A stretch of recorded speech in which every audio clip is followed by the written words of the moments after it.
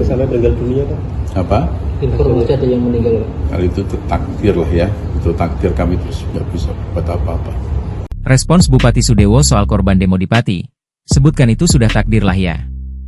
Dalam sebuah rekaman video yang beredar, Bupati Pati, Sudewo, memberikan pernyataan yang menuai sorotan terkait aksi demonstrasi besar-besaran di Kabupaten Pati pada Rabu, 13 Agustus 2025.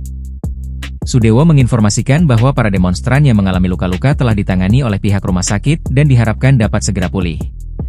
Saat menanggapi pertanyaan mengenai jika kemungkinan adanya korban meninggal dunia, Sudewo menyatakan bahwa tersebut adalah takdir. Kemudian kabarnya pada demo yang mengalami luka-luka dirawat gimana? Ya, itu sudah ditangani oleh pihak rumah sakit. Saya harapkan itu bisa ditangani sebaik-baiknya. Mereka yang sedang sakit itu mudah-mudahan segera membaik, sehat walafiat kembali. Ada yang sampai meninggal dunia, Pak? Apa? Informasi ada yang meninggal. Hal itu takdir lah ya. Itu takdir, kami terus nggak bisa buat apa-apa. Konfirmasi yang Bapak terima, yang korban ada berapa orang, Pak? Saya nggak tahu. Yang tahu adalah aparat kepolisian. Kan itu takdir lah ya, dan tidak ada yang bisa berbuat apa-apa tentang itu. Pernyataan ini muncul di tengah suasana duka dan pertanyaan publik mengenai tanggung jawab serta langkah-langkah penanganan yang dilakukan pasca insiden. Dalam pernyataan itu juga, Bupati Pati Sudewo mengatakan bahwa dirinya tidak bisa berhenti begitu saja sesuai tuntutan pengunjuk rasa.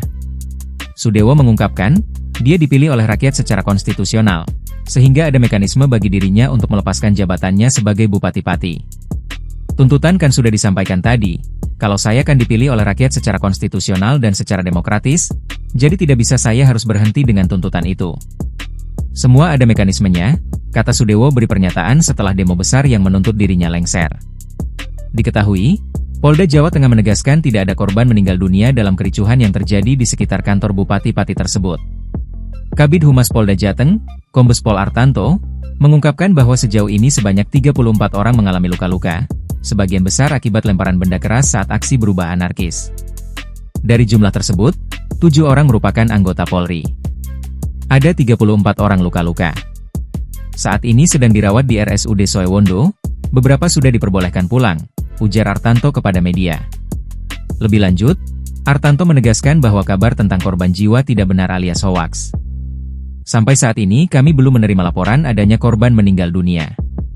Informasi itu masih kami telusuri, tapi dari data kami, nihil korban tewas, tegasnya. Download Tribun X sekarang, menghadirkan lokal menjadi Indonesia.